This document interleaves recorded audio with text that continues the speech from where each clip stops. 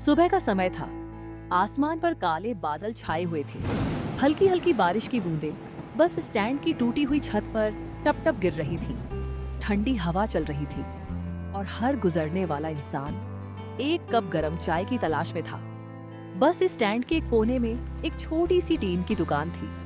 दुकान छोटी थी, लेकिन वहां से उठती अदरक और इलायची वाली चाय की खुशबू दूर दूर तक फैल जाती थी। उस दुकान का मालिक था रमेश। गरीब जरूर था, लेकिन मेहनती, ईमानदार और हमेशा मुस्कुराकर बात करने वाला इंसान। रमेश की दुकान के ठीक सामने थी मदन लाल की बड़ी और चमचमाती चाय पकौड़े की दुकान। रंग बिरंगी लाइटें, बड़ी कुर्सियां और बड़ा बोर्ड देखकर ज्यादातर यात्री उसी की दुकान पर चले जाते थे। लेकिन मदन लाल को अपनी दुकान और पैसों का बहुत घमंड था।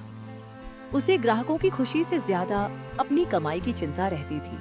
आइए आइए, गर्मा गर्म कड़क मसाला चाय पीजिए। एक बार स्वाद चखेंगे तो बार बार याद करेंगे। इसी बीच एक बस आकर रुकी।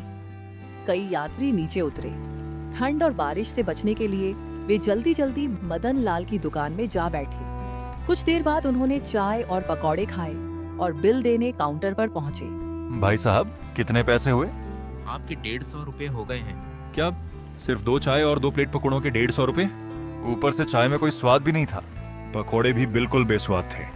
मदन लाल गुस्से में। खाना है तो खाओ, नहीं खाना तो मत खाओ। मुझे मत सिखाओ कि दुकान कैसे चलानी है। दोनों यात्री नाराज होकर बाहर निकल आए।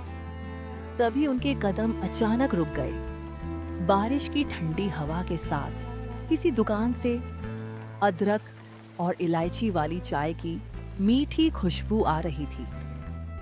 दोनों खुशबू के पीछे पीछे चलते हुए रमेश की छोटी सी दुकान तक पहुंच गए। भाई, एक कप चाय मिल जाएगी? क्यों नहीं भैया, बस 2 मिनट दीजिए। रमेश ने बड़े प्यार से चाय बनाई। जब दोनों यात्रियों ने पहला घूंट लिया तो उनके चेहरे खिल उठे। इतनी स्वादिष्ट चाय तो हमने बहुत दिनों बाद पी है। रमेश मुस्कुराकर बोला। धन्यवाद भैया, आपका प्यार ही मेरी सबसे बड़ी कमाई है। रमेश के चेहरे पर मुस्कान थी, लेकिन उसके दिल में चिंता भी थी। बारिश का मौसम शुरू हो चुका था। उसे उम्मीद थी कि इस मौसम में उसकी चाय खूब बिकेगी, लेकिन छोटी दुकान होने की वजह से ग्राहक कम आते थे। रात को घर का खर्च चलाना भी मुश्किल हो रहा था। फिर भी उसने कभी मेहनत करना नहीं छोड़ा। हे भगवान, बस इतना कर देना कि मेरी मेहनत बेकार ना जाए। तभी अचानक बारिश बहुत तेज हो गई। एक आदमी पूरी तरह भीगता हुआ बस स्टैंड पर पहुंचा। उसके कपड़े पानी से लथपथ थे। वह कांप रहा था। वह सबसे पहले मदन लाल की दुकान की तरफ गया। भाई साहब, बारिश रुकने तक थोड़ी देर बैठने की जगह दे सकते हैं क्या? पहले कुछ खरीदो, मुफ्त में बैठने की जगह नहीं है। मेरे पास पैसे नहीं हैं। मैं काम की तलाश में निकला था। तो यहाँ से निकल जाओ। मेरी दुकान धर्मशाला नहीं है। विक्रम मायूस होकर बाहर आ गया। यह सब देखकर रमेश का दिल पिघल गया। भैया इधर आइए, बारिश रुकने तक आराम से बैठिए। लेकिन मेरे पास पैसे नहीं हैं। रमेश ने तुरंत अदरक वाली गरम चाय बनाई। चाय पीते ही विक्रम के चेहरे पर राहत दिखाई देने लगी। बारिश अब भी तेज थी, लेकिन रमेश की छोटी सी दुकान में इंसानियत की गर्माहट थी। आज पहली बार लगा कि दुनिया में अभी भी अच्छे लोग। अच्छे समय में तो सब साथ देते हैं। असली इंसान वही है जो बुरे समय में साथ खड़ा रहे।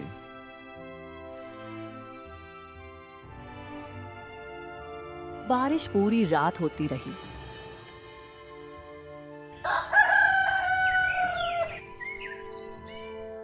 सुबह जब रमेश की आंख खुली तो उसने देखा कि विक्रम पहले से ही जाग चुका था। वह आंगन में बैठा कुछ सोच रहा था। रमेश उसके पास गया। दोनों ने साथ बैठकर गरम चाय पी।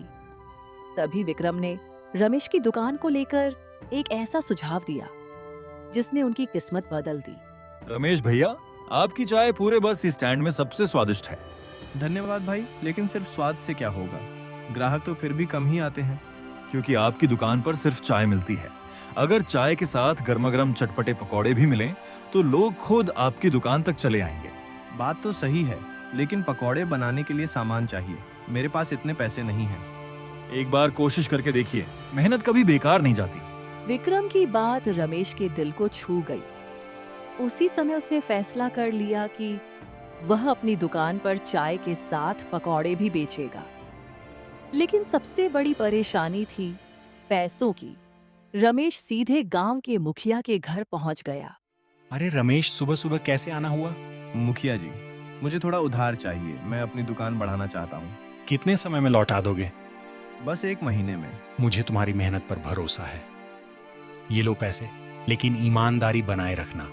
धन्यवाद मुखिया जी, आपका ये एहसान मैं कभी नहीं भूलूंगा। पैसे लेकर रमेश बाजार पहुंचा। उसने आलू, प्याज, बेसन, हरी मिर्च, हरा धनिया और ताजा मसाले खरीदे।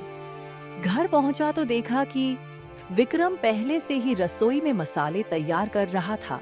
अरे भाई, बाजार से मसाले ले आते। दुकान वाले मसाले और हाथ से बने मसालों में बहुत फर्क होता है। बिल्कुल, मेरी चाय का स्वाद भी तो मेरे हाथ के मसालों से ही आता है। दोनों ने मिलकर कई घंटों तक मेहनत की। विक्रम ने अपना खास मसाला तैयार किया। रमेश ने दुकान पर दूसरी अंगीठी लगाई और बड़ी कढ़ाई में शुद्ध सरसों का तेल गर्म किया। धीरे धीरे पकोड़ों की खुशबू पूरे बस स्टैंड में फैलने लगी। भैया, गर्मा गर्म मसाला चाय और चटपटे पकोड़े तैयार हैं। उसी समय मदन लाल अपनी दुकान से यह सब देख रहा था। उसके चेहरे का रंग बदल गया।